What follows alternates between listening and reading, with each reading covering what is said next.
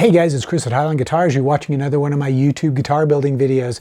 If you're new to the channel, welcome. I hope that by the end of this video, I'll have earned your subscription. So what I'm going to be talking about in today's episode is part 12 of my electric violin build.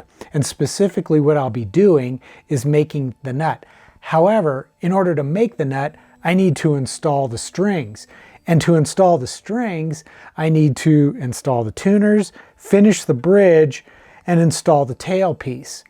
So really all that's left to finish the violin acoustically is to add the chin rest. So obviously I've already done all that work, so we're going to go back in time and I'll show you how I did it.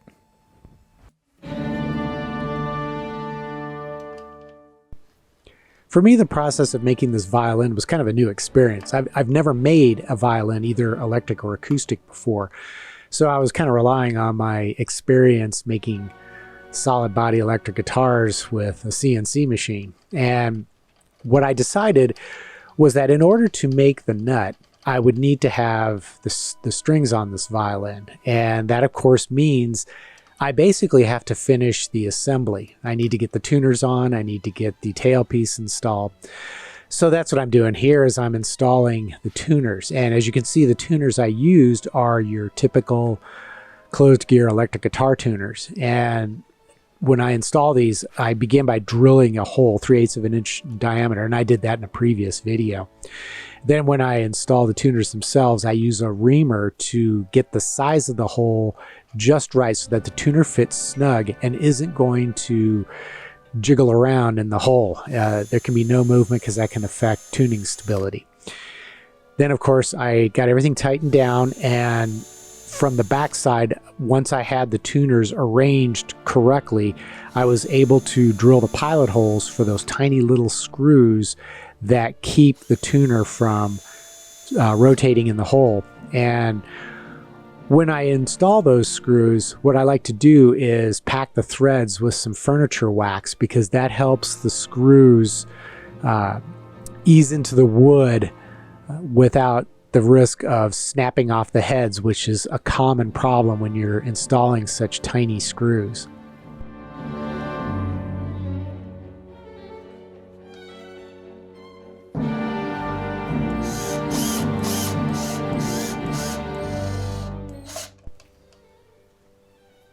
In order to install the tailpiece, it needs an end pin. So what I did was I measured and marked the exact center of the lower bout, and that's where I'm going to drill a hole with a brad point drill bit for that end pin. And typically an end pin has a slight taper to it.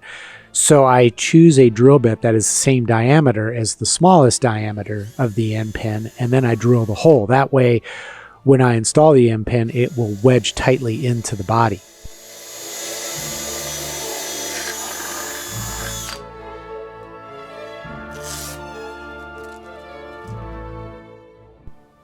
The tailpiece that I purchased for this violin came with these cool little fine tuners, and while they aren't necessary, I thought they were pretty cool, so I figured, why not?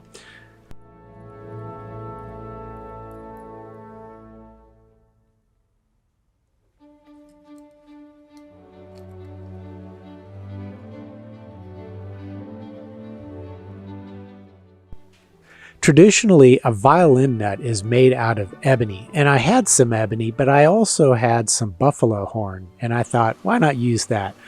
So I took a chunk of the buffalo horn and cut it down to size.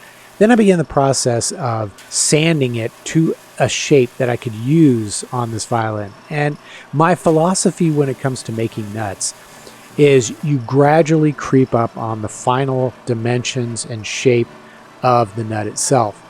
So I'll take it to the belt sander and I'll start sanding it until I get it close to the approximate shape that it's going to need to be when it's finished. But I won't get all the way there. Instead, I'll just sort of, like I said, I'll creep up on it. And what that means is a lot of back and forth between my belt sander and my disc sander and the violin itself as I slowly shape the bone to its final dimension.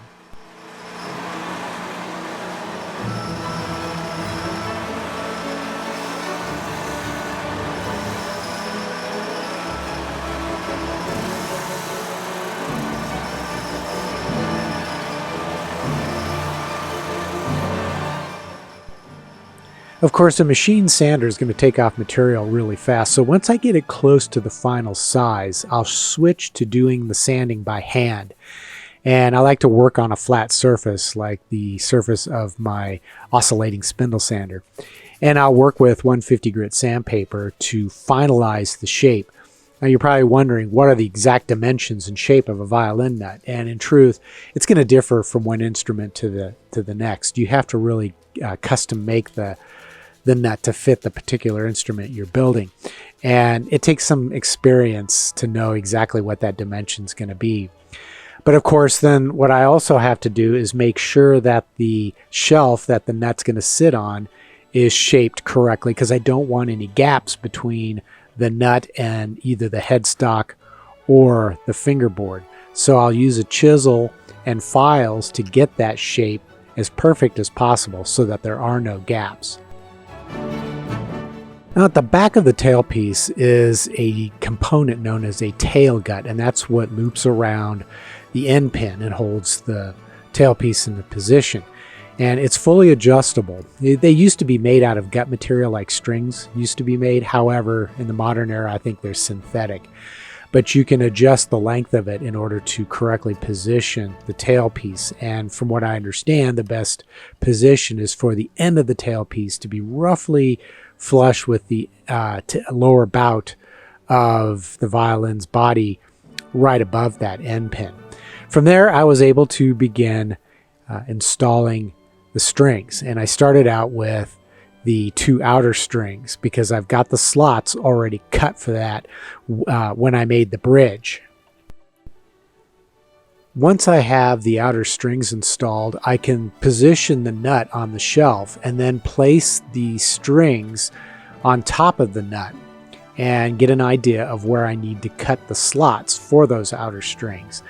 That's how you start out the process of slotting the nut. You have to figure out where those outer strings need to be positioned, and then from there, the remaining inner two strings can be installed and positioned correctly relative to the position of those outer strings. Getting the strings into the right position on the top of a nut that doesn't have any slots in it is a bit of a challenge, because the strings want to move around, and if you're not careful, you could get that positioning incorrect. So what I find works best is to cut temporary slots first for those two outer strings, and I'll cut those slots using a razor saw that has a kerf that's 0.010 of an inch thick.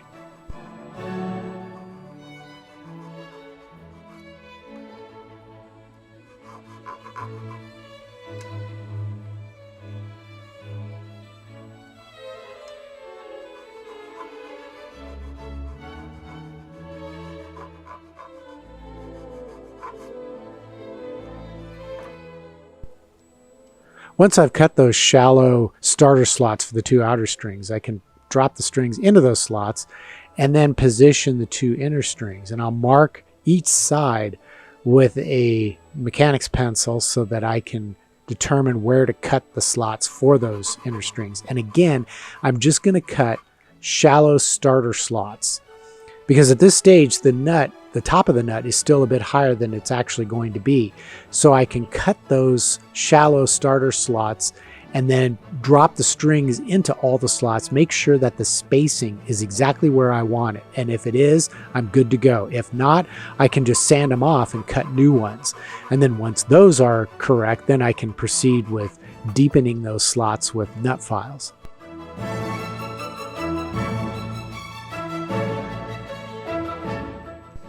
Before cutting the final slots in the nut for the strings, I decided that I would position the bridge and mark the position of the slots for the strings where they cross over the top of the bridge. And I've already got the slots cut, well, they're temporary slots cut for the outer strings. I just need to position and then mark where to cut the slots for those two inner strings.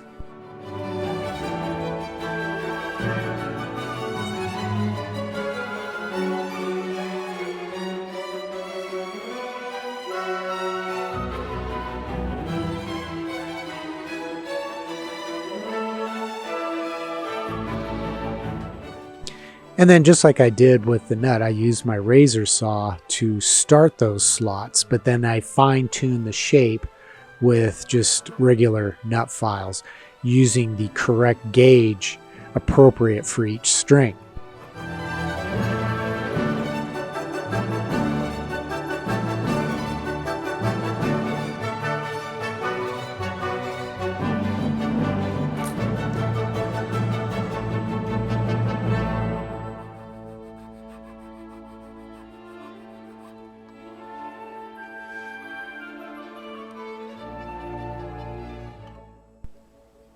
With the slots cut into the bridge and the bridge back into its correct position, it was time to move back to the nut so I could cut the slots at the nut to their final depth.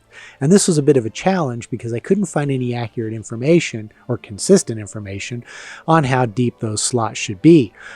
The only information that I found, of course I didn't spend a lot of time doing the research, was that the height of the string off the fingerboard at the nut should be equal to the thickness of a business card. And I'm sure that's how Stradivari did it himself. But I didn't have any business cards handy, so I just used a string action gauge. And I was shooting for about 3/64 of an inch, or somewhere between 1.2 and 1.3 millimeters. And that seemed to be about right.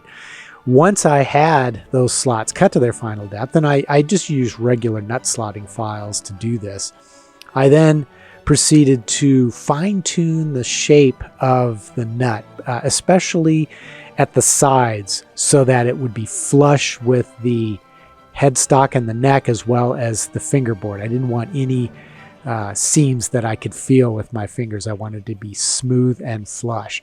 So I worked that with a fine file and got it down to the right shape. Then I began to work through with different grits of sandpaper from about 220 all the way up to about 400. Before doing the last bit of final sanding, I thought it'd be a good idea to go ahead and glue the nut onto the shelf. So I just applied a little bit of wood glue and then placed the nut onto the shelf and used the strings with a little bit of tension to act as a clamp to hold the nut into position while the glue dried.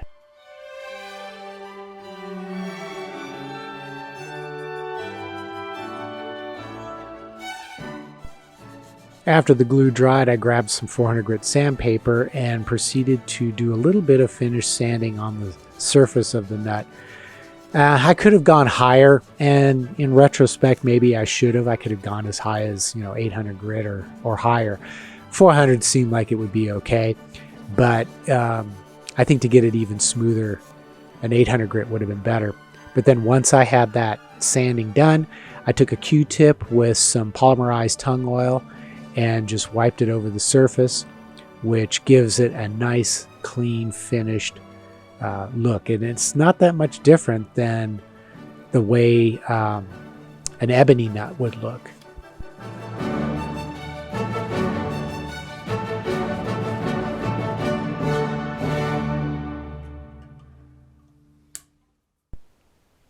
At this stage, I just had a few minor little details to attend to, including the removal of the excess string at the tuners. And then once that was done, I installed the chin rest on the violin. And from there, I was ready to tune up the violin and see how it sounds acoustically.